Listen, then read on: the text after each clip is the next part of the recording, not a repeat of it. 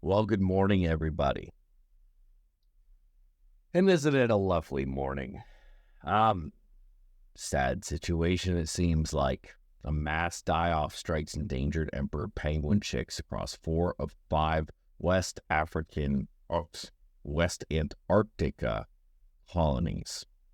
Before I go any farther, make sure to like and subscribe. It really helps with the algorithm. Out of 5 known emperor penguin colonies in the Bellingshausen Sea region of Western Antarctica, 4 have failed to breed this year, as chicks likely drowned in the melting sea ice. A massive die-off has hit emperor penguin chicks from the 4 colonies in West Antarctica due to record-smashing low sea ice this year, new study finds. The findings supports predictions that 98% of all emperor penguin colonies could become quasi-extinct by 2100. Meaning the number of surviving penguins may be too small to maintain viable populations. We have never seen emperor penguins fail to breed at this scale in a single season, study lead author Pete Fretwell, a geographic information scientist with the British Antarctic Survey, says in a statement. The loss of sea ice in the region during the Antarctic summer made it very unlikely that displaced chicks would survive. Emperor penguins, the tallest and heaviest penguins living today, need stable sea ice that is firmly frozen to the shore to survive and breed. They mate and lay eggs during the Antarctic winter between May and June, and hatchlings emerge after an incubation period of 65 days.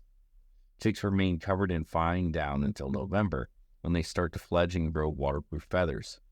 Before then, chicks are highly reliant on their parents and require just the right amount of sea ice to survive.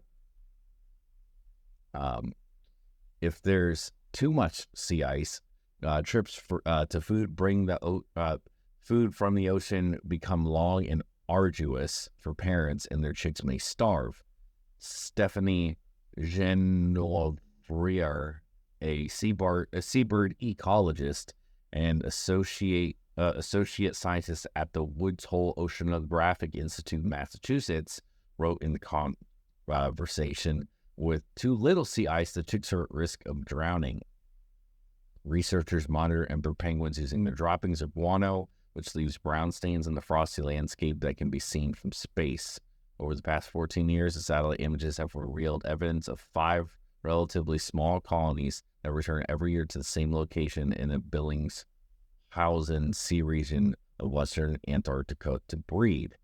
In the study published Thursday, August 24th in the journal Communications, Earth, and Environment, researchers examined satellite images from the region, found that 4 of these 5 colonies probably lost all the chicks this year due to the dwindling sea ice. Okay.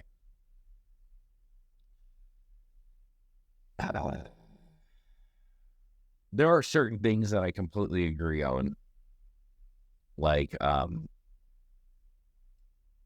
if I read something, a scientist says, we know this because of this, and this reason. A lot of people will be like, well, how do you know that? They'll fight about it. For me, when I hear that the only way that they figured this out was by looking at satellite imagery, I'm not necessarily skeptical, but like, come on, you got to give me more than that. If you're going to make such a bold statement and say 4 out of the 5 penguin colonies basically had no chicks survive, you got to give me a more compelling answer than we looked at satellite images. You got to go down there and count if you're going to make this bold of a statement, because this is going to freak people out. I mean, it's very sad if this is true. But like, it seems like everything points into that direction of, like, you're not even there on the ground. You don't know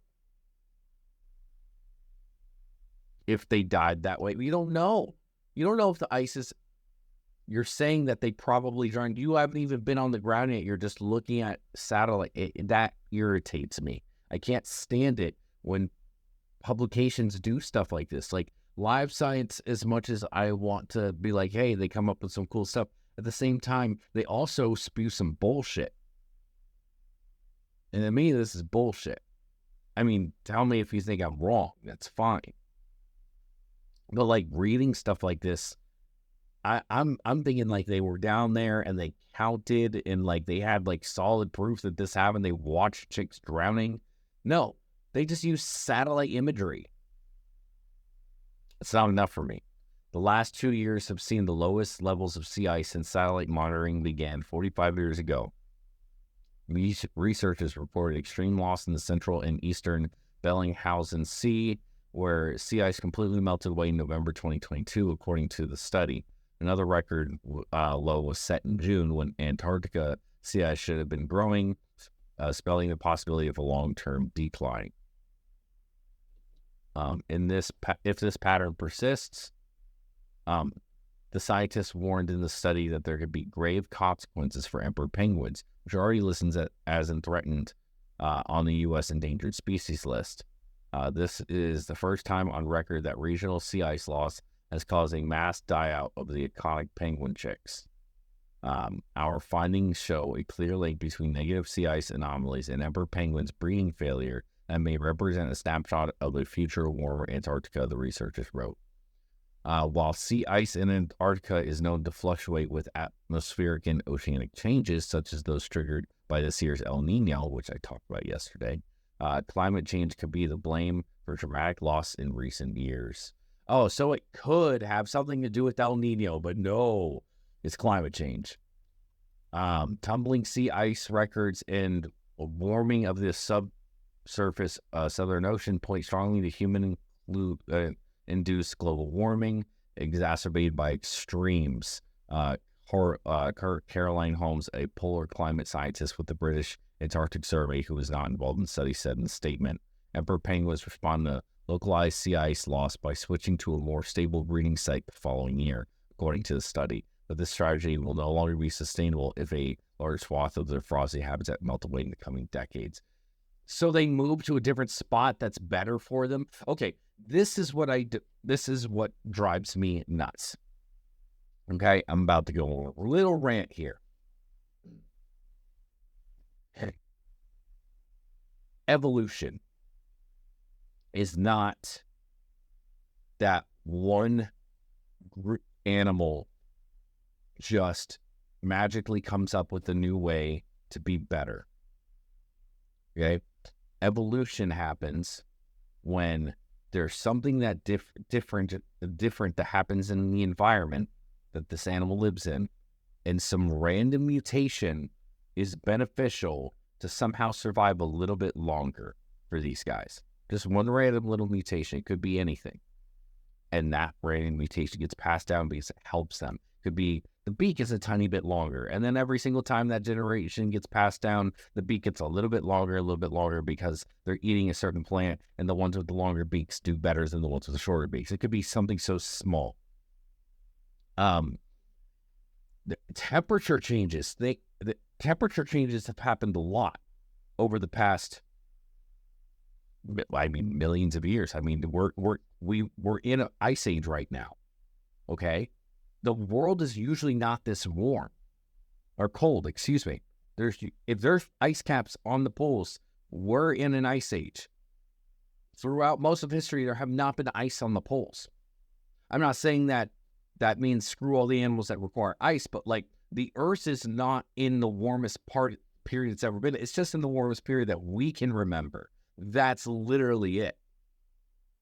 So when these changes happen, these environmental changes, now if we can stop it in any way we can, like if it is completely our fault, then yes, we would obviously like to stop it.